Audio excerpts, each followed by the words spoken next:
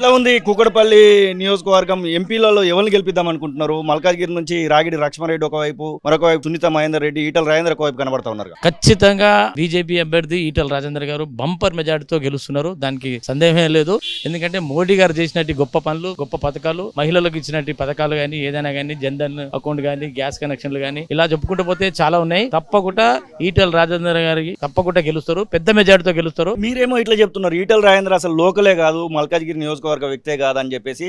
మిగిలినటువంటి ఏదైతే రాగిడి లక్ష్మారెడ్డి బీఆర్ఎస్ నుంచి పోటీ చేస్తున్నటువంటి వ్యక్తి, సునీత మహేందర్ రెడ్డి ఇక్కడ లోకల్లో నేను రంగారెడ్డి జెడ్పీ చైర్మన్ గా పనిచేసినటువంటి ఆ యొక్క అనుభవం నాకుంది, ఇక్కడ నేనే గెలవడానికి అవకాశం ఉందని చెప్తున్నారు. అసలు ఈటల రాజేందర్ తో పోల్చుకుంటే వీళ్ళకి ఏమో అట్లా అనిపిస్తుంది. అదేం కాదు, ఈటల రాజేందర్ గారికి వారికి పోలికే లేదు. ఎందుకంటే ఈటల రాజేందర్ గారు గతంలో ఎన్నో కార్యక్రమాలు చేశారు. రాష్ట్రంలో తెలంగాణ ప్రభుత్వంలో చాలా పనులు చేశారు. మొదటిసారి తెలంగాణ ఏర్పడిన తర్వాత ఆర్థిక శాఖ చేశారు, తర్వాత వైద్య శాఖ చేశారు. కోవిడ్ లో ఆయన ఎంతో మందిని ఆదుకున్నాడు. కోవిడ్ లో ఆయన గొప్ప పనులు చేశాడు. అలాంటి మనిషిని ఎదుర్కోవడం అనేది సామాన్యమైన విషయం కాదు. ఈటల రాజేందర్ గారు లోకల్ నాన్ లోకల్ కాదు, ఆయన రాష్ట్రానికే అందరికీ సుపరిచితుడు, గొప్ప మనిషి, మంచి సేవ చేసే దృక్పథం గల వాళ్ళు ఈటల రాజేందర్ గారు.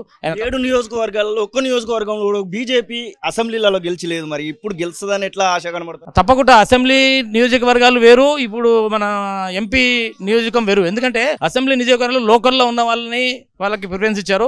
ఇప్పుడు ఎంపీ ఎలక్షన్లో మాత్రం మోడీ గారి పరిపాలనే కావాలనేసి ముందుకు వస్తున్నారు. మోడీ గారు ప్రపంచంలోనే పెద్ద పేరుగా తీసుకొచ్చిన ఒక గొప్ప వ్యక్తి ఆయన మనకి ప్రధానమంత్రి కావాలనేసి తప్పకుండా అసెంబ్లీ ఎలక్షన్లో లోకల్గా ఏసీ ఉండొచ్చు, కానీ ఇప్పుడు ఎంపీ ఎలక్షన్లో మాత్రం తప్పకుండా మన మోదీ గారిని గెలిపించాలనే ఉద్దేశంతో ఎంపీ సీట్లు మేము గెలిపించుకోవడం.